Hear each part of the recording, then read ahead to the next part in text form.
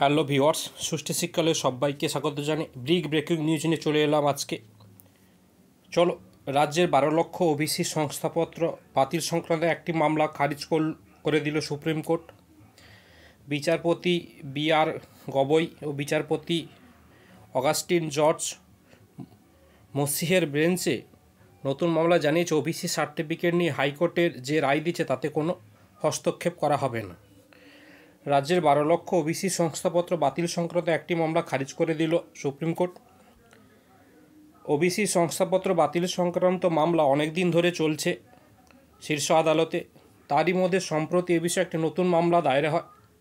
OBC সংস্থাপত্র বিষয়ে 6 জানুয়ারি দায়ের হওয়া এই মামলা খারিজ করে দিয়েছে সুপ্রিম কোর্ট। গত 31 জানুয়ারি এই মামলায় বিচারপতি বি.আর. গবৈ ও বিচারপতি অগাস্টিন জর্জ মসিহের বেঞ্চে জানায় ওবিসি সংস্থাপত্র বাতিল নিয়ে হাইকোর্ট যে রায় দিয়েছে তাতে হস্তক্ষেপ করা হবে না।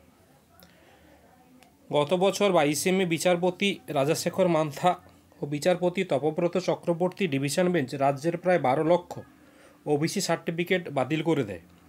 হাইকোর্ট জানায় 2010 সালের পর থেকে পদ্ধতি মেনে ওইসব ওবিসি সার্টিফিকেট তৈরি করা হয়নি। এই রায়কে চ্যালেঞ্জ করে সুপ্রিম কোর্টে যায় রাজ্য। পরে রায়কে চ্যালেঞ্জ করে পশ্চিমবঙ্গ অনগ্রসর শ্রেণী কমিশনও সেই মামলার শুনানি শীর্ষ আদালতে চলছে। 18 ফেব্রুয়ারি তার পরবর্তী শুনানি রয়েছে, সেটিও শুনানি হচ্ছে বিচারপতি গবৈয়ের বেঞ্চে।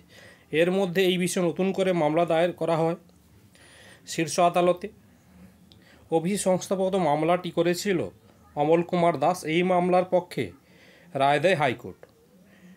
বাতিলের নির্দেশ দেওয়া প্রায় 12 লক্ষ ওবিসি সংস্থাপত্র এই রায়কে চ্যালেঞ্জ করে সুপ্রিম কোর্টে যায় রাজ্য। শীর্ষ আদালত মূল মামলাটি চলছে রাজ্য সরকার বনাম অমল কুমার দাস।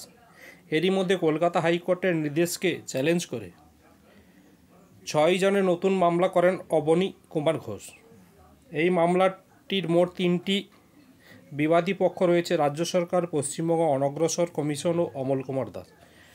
মূল মামলাটিতে শীর্ষ আদালত জানিয়েছে যে হাইকোর্টের রায়কে হস্তক্ষেপ করা হবে না, তবে মামলাটি খারিজ করে দিয়েছে শীর্ষ আদালত। দুই বিচারপতির বেঞ্চ এও জানিয়েছে যে যদি এই সংক্রান্ত অন্য কোনো আবেদন বিচারহীন থাকে তবে তা নিষ্পত্তি করা হবে। এই অবস্থায় ওবিসি সংস্থাপত্র সংক্রান্ত মামলা রাজ্যের আবেদনের মূল মামলার ভবিষ্যৎ কী হবে তা নিয়ে সংশয় রয়েছে অনেকের। এ নিয়ে আইনজীবী মহলে দুই রকম মত উঠে এসেছে। আইনজীবীদের এক পক্ষের মতে এই সংক্রান্ত অন্য আবেদন খারিজ হয়ে গেছে, ফলে মূল মামলাটিও খারিজ হয়ে যেতে পারে। তাও না হলেও ওই আবেদনটি মূল মামলার সঙ্গে যুক্ত করার নির্দেশ দিত সুপ্রিম কোর্ট।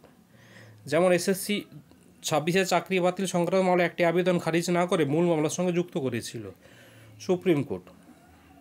আবার অন্য পক্ষের যে আবেদনটি খারিজ হয়েছে তাতে বিবাদী পক্ষের কেউ উপস্থিত ছিল না।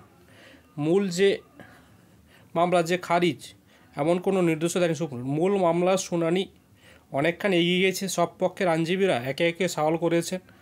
অনেকখানি মামলা খারিজ, এটি ধরে নেওয়া মুশকিল। ফলে এখানে এটি বলা সম্ভব নয় যে রাজ্যের মামলায় হাইকোর্টের রায়ে হস্তক্ষেপ করেন সুপ্রিম।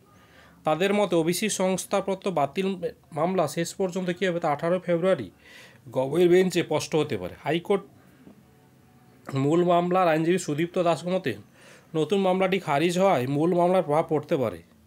তিনি বলেন, রাজ্য সরকার আবেদন করা মূল মামলা অবশ্যই একটি প্রভাব পড়ে, কারণ একই ধরনের একটি মামলা খারিজ করে দিয়েছে সুপ্রিম কোর্ট। বিচারাধীন মামলাটিও তার প্রভাব পড়বে, সুদীপ্ত জানান।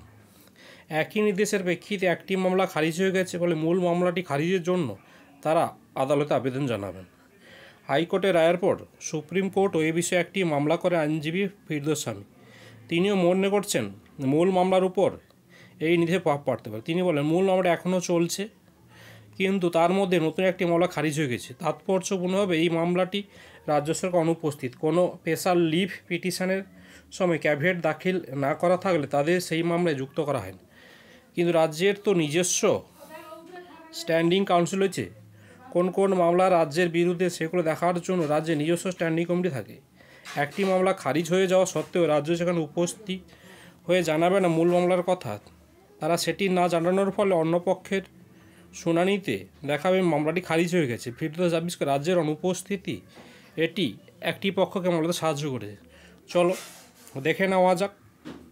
তাহলে ভবিষ্যতে নিয়োগে আর কিছু বাধা রইল না, অর্থাৎ 2010 সালের পর থেকে সমস্ত ওবিসি সার্টিফিকেট বাতিল। চলো মূল মোটামুটি 18 তারিখ সেদিকে চোখ থাকবে। পরবর্তী আপডেট পেতে আমাদের চ্যানেলটা অবশ্যই সাবস্ক্রাইব করে রাখুন। ভিডিওটি ভালো লাগলে বন্ধু বান্ধবদের শেয়ার করে দিন।